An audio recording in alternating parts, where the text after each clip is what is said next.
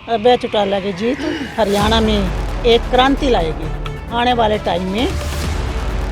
भी सरकार ने जो जोर लगाया, कांग्रेस ने भी जोर लगाया, भूपेंद्र हुड्डा ने जोर लगाया कि ये बीजेपी वाला चीज है, लेकिन फिर भी अभय चौटाला 8700 वोटों से मात दे करके शेर की तरह बाहर निकले। मैं ये कहना चाहूँगा, सरकार ने ये जो वोट भी लिए हैं या पैसे से वोट लिए, हमारी जीत 30,000 से होती।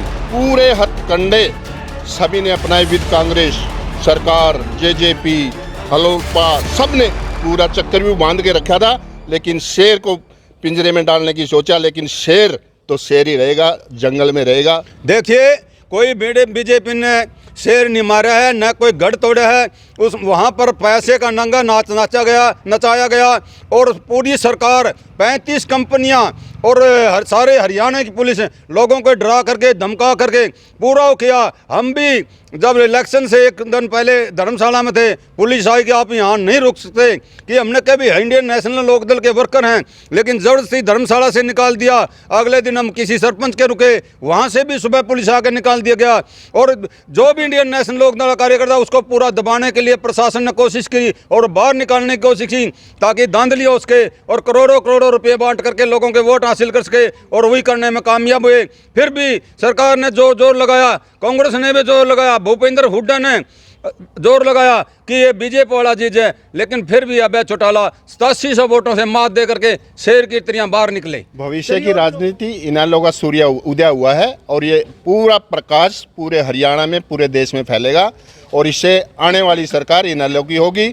जैसे कि आप कह रहे थे कि छोटी जीत है, देखिए पक्ष विपक्ष पूरे हथकंडे सभी ने अपनाए विद कांग्रेस सरकार, जेजेपी, हलोपा, सब ने पूरा चक्रव्यूह बांध के रखा था, लेकिन शेर को पिंजरे में डालने की सोचा, लेकिन शेर तो शेर ही रहेगा, जंगल में रहेगा, किसानों में रहेगा, कमेरे में रहेगा, फील्ड में रहेगा। हमेशा इनेलो का भविष्य उदय है। इनेलो की जीत के बारे में कहेंगे, अभी चौधरी अभय सिंह चौटाला एक मतलब असत्य पे सत्य की जीत हुई है, अधर्म पे धर्म की जीत हुई है।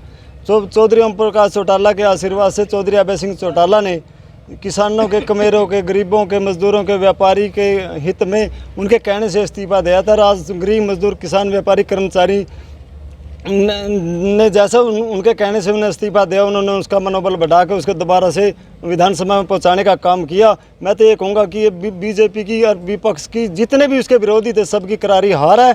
और जो ये मार्जिन का आप कह रहे हो भाई कम वोटों से जीते हैं, मैं तो इसको बहुत बड़ी जीत लगाऊंगा, क्योंकि सभी वहाँ सरकार का पूरा दबाव था, पैसे का नंगा नाच खेला गया को लेकर।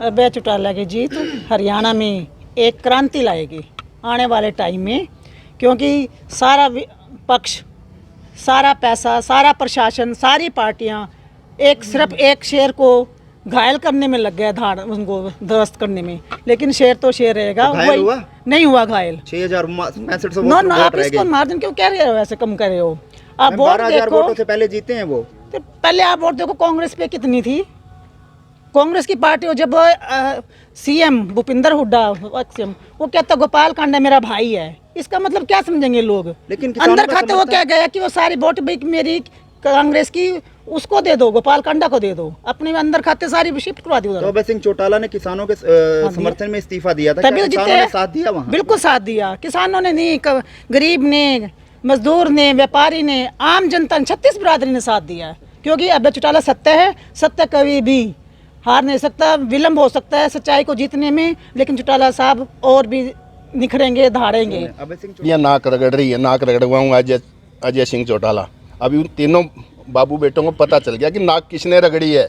इतना वो करने के बाद भी चौधरी अभय सिंह ने विजय श्री हासिल की है। मैं ये कहना चाहूँगा, सरकार ने ये जो वोट भी लिए हैं या पैसे से वोट लिए, हमारी जीत 30,000 से होती। सरकार ने हेराफेरी करी है, सरकार ने दबाव दिया, सरकार ने मिलिट्री बुलाई है दबाव डालने के लिए, लेकिन फिर भी लोगों ने हमारी डट कर वोट दिया। इंडियन नेशनल लोकदल की सरकार आएगी और अभय सिंह चौटाला, बीजेपी की हरियाणा में सरकार, बीजेपी की रूलिंग, अभय सिंह चौटाला को जिताया जनता ने और आगे भी जिताएंगे और इंडियन नेशनल लोकदल की सरकार आएगी।